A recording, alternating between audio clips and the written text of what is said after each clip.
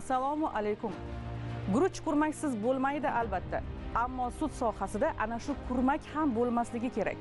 Har galgi ko'rsatuvimizda sud faxriysining mana shu gapini takror va takror aytaman. Va bu takroriy gapni aytishdan erinmayman ham, zerikmayman ham. Chunki uni ongu shuurimga singdirganman. Maqsadim meni eshitib turgan sudya ham mana shu iborani butun aql idroki va tanasi qon joni bilan his qilsin, amal qilsin. Ha, bu hech esdan chiqmaydigan, hayotimda ham, faoliyatimda ham doim esimda turadigan ibora. Ana shu kurmaklarni bo'lmasligi uchun ham prezident katta tashabbus qildi. Sudyalarning eng bilimli, tajribalilarini tanlab olish, ularni fuqarolar xizmatiga qo'yish uchun ham eng sara sudyalarni yetishtirib chiqaruvchi katta bir ilm dargohiga asos solib berdi.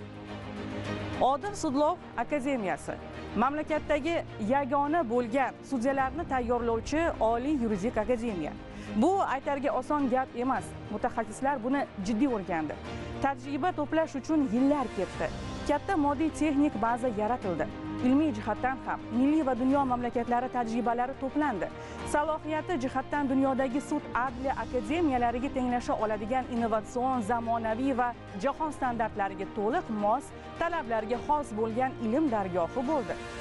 Davlat rahbari ishondiki, bugun sudyalar hamjamiyati vakillari tizimi tomiriga yangi qon yugurtirib, kadrlar masalasini boshqatdan tubdan isloh qilib, insonlarning huquq va manfaatlarini haqiqiy himoya qila oladigan dargoh bo'lishiga va bu uchun hech bir kuchni, hech bir jihatni ayamadi. Budjetdan akademiyani shakllantirishga har bir tinglovchi uchun katta mablag' sarflandi. Bugun bu akademiyada davlat rahbari ta'biri bilan aytganda jadid sudyalar tarbiya topishi kerak. Albatta, o'tgan 2025-yilning sarhisobi bo'yicha sud huquq sohasi katta o'zgarishlarga boy bo'lgan bo'lsa, aynan Odil sudlov akademiyasining ochilishi va uning faoliyat yuritayotgani bu sohada yetuk sudya kadrlar tayyorlab berish masalasini, shu jihatlar nuqtai nazaridan yig'ilib qolgan muammolarni hal etishda eng yaxshi natija bo'ldi. Erishayotgan yutuqlarni e'tirof etish maroqli, ammo kamchiliklar ham yo'q emas. Bu holatlarni bartaraf etish masalasi o'ta jiddiy. Zotan hech qancha vaqt qolgani yo'qki, 1-2 oydan so'ng ilk qaldirg'och tinglovchi bitiruvchilarga sudya bo'lish huquqini beruvchi sertifikatlar topshiriladi. Albatta, sertifikat oldi degani yugurib borib yo'nalishdagi sudyalik faoliyatini yo'lga qo'ya oladi degani emas. Akademiyani bitirgach, eng katta imtihon mamlakatdagi yagona bo'lgan Oliy Kengashning chig'irig'idan o'tish ham zarur. Xo'sh, shungacha bo'lgan jarayonga bo'lajak sudyalar tayyormi? Ularga inson taqdirini ishonib topshira oladimi kengash? Prezident topshirig'i bugun akademiyada qanday bajarilyapti? Davlat rahbari aytganidek, bo'lajak sudyalar zamon chaqiriqlariga, zamon talablariga loyiqmi? Faoliyatida duch keladigan bosimlarga tayyormi? Buni o'rganish uchun Prezident administratsiyasi rahbarining sud huquq masalalari bo'yicha o'rinbosari, sudyalar oliy kengashi rahbariyati akademiya tinglovchilarini o'rgandi. Tom ma'noda 5 oylik bilimlarni sinovdan o'tkazdi. Chunki akademiyadagi natijani bugun prezident bilan birga xalq ham kutyapti. Xo'sh, natija bormi? O'tkazilgan suhbatlarda rahbariyat va tinglovchilar obdon muloqot qildi. Sudning 4 yo'nalishi bo'yicha tahsil olayotganlarga jiddiy savollar berildi. Zotan ularning kelajak faoliyatida bundan-da jiddiy vaziyatlar turibdi. Aytildiki, sudya o'zining qarshisida turgan jabrdiydani ota-onasi yoki opa-singlisi, aka-ukasi qilib tasavvur qilib ko'rsin. Ularga chiqarayotgan qarori ana shu yaqinlarini xursand qilgandek quvontirsin. Albatta, faqat emotsional yondashuvgina emas, insoniylik prinsiplarini yuqori qo'ygan holda qonuniylik va adolatni ta'minlasin. Jabrdiydani himoya qilaman deb ayblanuvchini butunlay unutish kerak emas. Uning ham shaxsiyatini hurmat qilgan holda ishni ko'rishda o'ta sinchkov bo'lishi kerak deyildi suhbatlarda. Sudyada muomala madaniyati yuqori bo'lishi, unga murojaat bilan kelgan odamlar sarson bo'lmasligi kerak. Yuksak tashkilotchi bo'lishi zarur. Huquqbuzarni tinglamasdan turib, ishni hal qilib qo'yish emas, qaror chiqarishdan oldin barcha qonun normalariga qat'iy amal qilgan holda xulosa qilishi kerak. Turli provokatsion holatlardan omon chiqa olish, korrupsiya kabi turli illatlarga qarshi kuchli immunitet hosil qila olish sudyadan talab etiluvchi eng muhim jihat. Tanish bilish, dabdabalarga berilish sudya uchun yot illatdir deyildi uchrashuvda. Avvalo kamtarona hayotga rozi bo'lgan sudyagina adolatli bo'la oladi deyildi. Xullas, sudya bo'lishlikning eng mayda detalidan tortib, eng kattasigacha aytildi. Jinoiy, iqtisodiy, ma'muriy va fuqarolik yo'nalishlarida jiddiy savol-javoblar qilindi. Bu muloqotlarda tahlil ham, tanqid ham bor edi. Bizning akademiya faoliyati hamda mana shu yerda prezidentimizni 141 sonli farmonlari ijrosi monitoring amalga oshirilganligi juda katta ahamiyatga ega. Sababi biz mana oldingi sudyalar oliy maktabidan hozirgi paytda sudyalar oliy akademiyasi, Odil akademiyasini tashkil qilingandan keyingi o'zgarishlarni bir sarhisobi bo'ldi desak bo'ladi. Sababi shundaki, oldin biz 11 oy davomida sudyalikka nomzodlarni o'qitgan bo'lsak, hozirgi paytda 6 oy davomida ularni o'qitib, ularga sertifikat berish masalasi qo'yilgan. Eng asosiysi ta'lim tizimida o'zgarishlar. Bu birinchi navbatda bu dual ta'lim deymiz yoki bo'lmasam deylik, nazariya, amaliyot hamda imitatsiya jarayonlarini yo'lga qo'ygan holda amalga oshirganligimiz katta ahamiyatga ega. Sababi shundaki, bizning o'zimiz professor o'qituvchilar uchun ham bu o'zimiz ustida ishlashimizga imkoniyat yaratib berdi.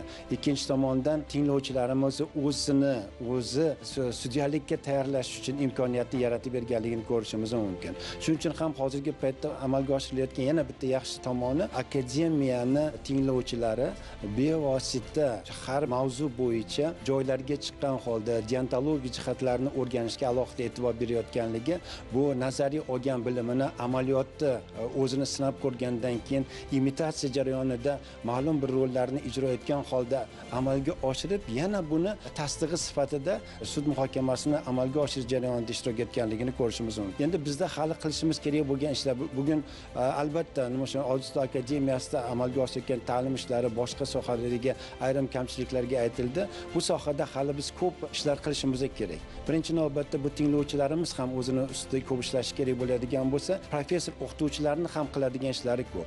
Yana bir tomoni bizni ko'p qiynaydigan masalalardan bittasi, hali biz yangi, masalan, har bitta yo'nalish bo'yicha 24 tadan mavzu bo'ladigan bo'lsa, u bo'yicha o'quv qo'llanmalarini, yangi avlod o'quv qo'llanmalarini tayyorlashimiz kerakki, bunda u nazariyani, amaliyotda imitatsiyani o'z ichiga olish kerak. Undan tashqari biz hozir mana har bitta sudyani ham, sudyalikka nomzodni ham, professor o'qituvchini ham o'zini bilimini, o'zini harakatini baholash imkoniyatini yaratib beradigan sud muhokamasi simulyatsiyasi, elektron platformasini yaratish uchun loyihada ustida ishlayapmiz.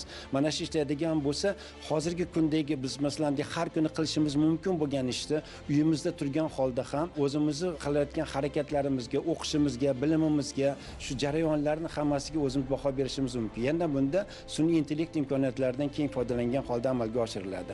Shuning uchun hali akademiyani oldida yana bir tomoni xorijiy davlatlar bilan bo'ladigan aloqalarimizni kengaytirishimiz, ulardagi ijobiy tajribalarni olishimiz, ikkinchi tomonda yana akademiyamizni yuqori darajaga chiqargan holda bu yerda boshqa davlatlarning ham vakillari, sudyalari kelib malakasini oshirish imkoniyatini yaratadigan sharoit qilishga harakat qilishimiz kerak bo'ladi. Bugun raqamlashish masalalariga ham alohida e'tibor qaratildi. Raqamli sud konsepsiyasiga amal qilinyapti, ammo bu borada ham hali kamchiliklar yo'q emas. Buni bartaraf etib, fuqarolarni sarsongarchiligini oldini olishimiz kerak deyildi yig'ilishda. Bu borada bugun akademiya tinglovchilari ham sun'iy intellekt bilan ishlay olishi, raqamlashish zamonida texnologiya va turli tillarni ham kuchli egasi bo'lishi kerak. Bugungi hayotga, zamonga munosib bo'lishi bu jiddiy talab. Yuridik normalarni xalqchil tilda yetkazish, sud qarori bo'yicha sud ishi yakunlangan tomonlarga qaror yuzasidan tushuncha berish kabi jihatlar bugun sohaning markazidagi mavzulardir. Ayniqsa akademiyada malakali kadr yetuk sudya bo'lish uchun barcha zaruriy sharoitlar yetarli. Shuningdek, mamlakatdagi eng yaxshi sudyalar va sudya bo'lib ishlagan tajribali tarkibdan iborat professor o'qituvchilar dars beryapti. Jarayonlar innovatsion yondashuvlar asosida olib borilyapti. Ilmiy izlanish uchun ham yetarlicha bazaga ega. Ayniqsa nazariya va amaliyot uyg'unligi uchun sudlarda yoki tinglovchilar sud imitatsiya jarayonlarida ham ishtirok etish uchun hamma choralar ko'rilgan. Demak, natija ham shunga yarasha bo'lishi kerak. Suhbatlarda tinglovchilarning taklif va tavsiyalari ham eshitildi. Xullas, aytilmagan gap, muhokama qilinmagan masala qolmadi. Odil sudlov akademiyasi faoliyati bilan, Odil sudlov akademiyasi yetishib chiqayotgan bo'lg'usi sudyalar bilan, ularning bilim darajasi bilan, salohiyati bilan shaxsan davlat rahbarini o'zi qiziqayotganligini, shaxsan davlat rahbari e'tiborida ekanligini yana bir isboti desam adashmagan bo'laman. Shu nuqtai nazardan bugun bizda Odil sudlov akademiyasida tinglovchilarga, bo'lg'usi sudyalarga eng ko'p o'rgatiladigan narsa ham bu nafaqat to'g'ri qonuniy asoslangan qaror chiqara olish, balki o'sha qarorni to'g'ri muhokama qila olish, qaror chiqarish madaniyatini shakllantirish, fuqarolarga uni to'g'ri tushuntirib bera olish kabi talablardan iboratdir. Ya'ni prezidentimiz ta'kidlaganlaridek, sud binosiga kelgan har bitta fuqaro yurtimizda adolat borligiga ishonishi kerak.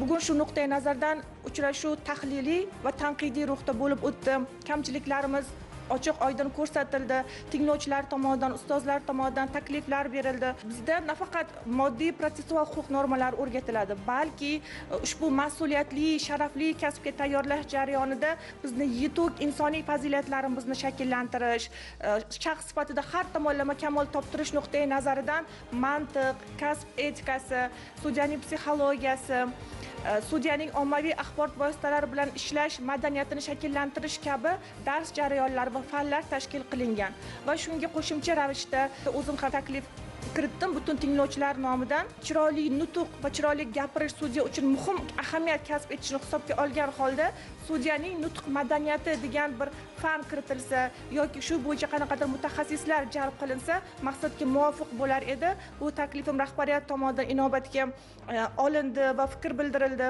Yana biz dars jarayonlarini tajribali ustozlar, nafaqat tajribali ustozlar, balki uzoq yillar davomida sudya sifatida faoliyat yuritgan, qaror chiqarish mas'uliyatini his qilib ko'rgan, murakkab ishlarni ko'rgan tajribali sudyalar tomonidan bilim olyapmiz va bu dars jarayonlarini yana ham professional bo'lishiga xizmat qilyapti va amaliyot va nazariya o'rtasidagi nomutanosibliklar, murakkab ishlar yuzasidan Oliy sud sudyalari tomonidan bir qancha master klasslar tashkil etib berildi va biz buni samarasini, natijasini tinglovchilar ko'rdik.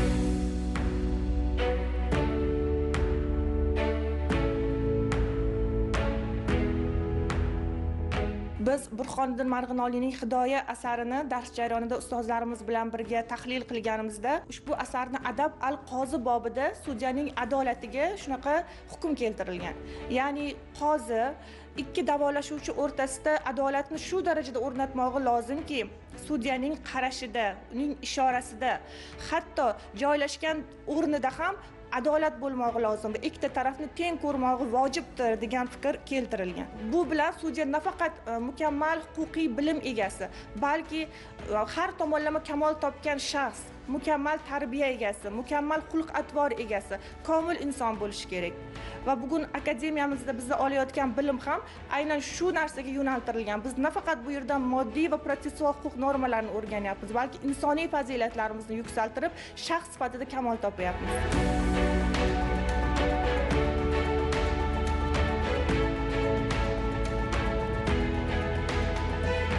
Akademiyaga kirgunimga qadar advokatura yo'nalishida advokat sifatida faoliyat olib borganman va kasbim nuqtai nazardan juda ham ko'p sud majlisi muhokamalarida ishtirok etganman, sud protsesslarida bo'lganman va e'tiborni tortgan narsa u yerdagi aynan oldingi sudyalar oliy maktabi va hozirgi Odil sudlov akademiyasini bitirgan kadrlar tomonidan sud majlisini olib borilishi, ular tomonidan chiqarilgan to'g'ri, qonuniy, adolatli, bexato yozilgan sud hujjatlari va shunga havas qilib o'zim ham mana shu akademiya tinglovchisi bo'lish va shu kasbni egallash niyatida bir necha tanlovlardan o'tib, hozirgi kunda mana shu Odil sudlov akademiyasini ilk qaldirg'ochlari safida, tinglovchilar safida o'qiyapman va albatta bu yerda oladigan bilimlarimni nafaqat o'rganish, balki uni amaliyotga to'g'ri tahlil qilish, to'g'ri tatbiq qilish, prezidentimizning sud sohasi oldiga qo'ygan talablari, kutuvlarini amalga oshirish maqsadida olgan bilimlarimni o'sha ertaga amaliyotga borganda buni tatbiq qilib, prezidentimiz xohlagan adolatli, mustaqil, qonun ustuvor bo'lgan professional sudya bo'lishga harakat qilaman.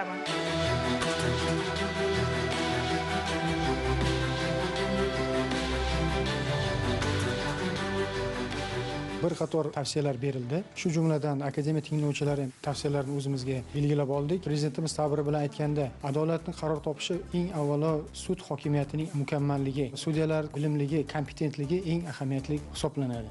Shu o'rinda akademiyada ustoz va murabbiylar tomonidan bir qator zamonaviy bilimlar bilan birga axborot texnologiyalarini tushunadigan, hozirgi kun talabiga javob beradigan, chinakam professional kadr bo'lib yetish uchun barcha sharoitlar yaratilgan. Ishonch bilan aytamanki, Odil sudlov akademiyasi tinglovchilari o'zimni timsolimda kelajakda prezidentimiz ta'biri bilan aytganda chinakam adolatli sudya, ya'ni tilida adolat, ongida haqiqat, dilida poklik bo'ladigan haqiqiy adolatli sudya bo'lib yetishamiz degan umiddaman.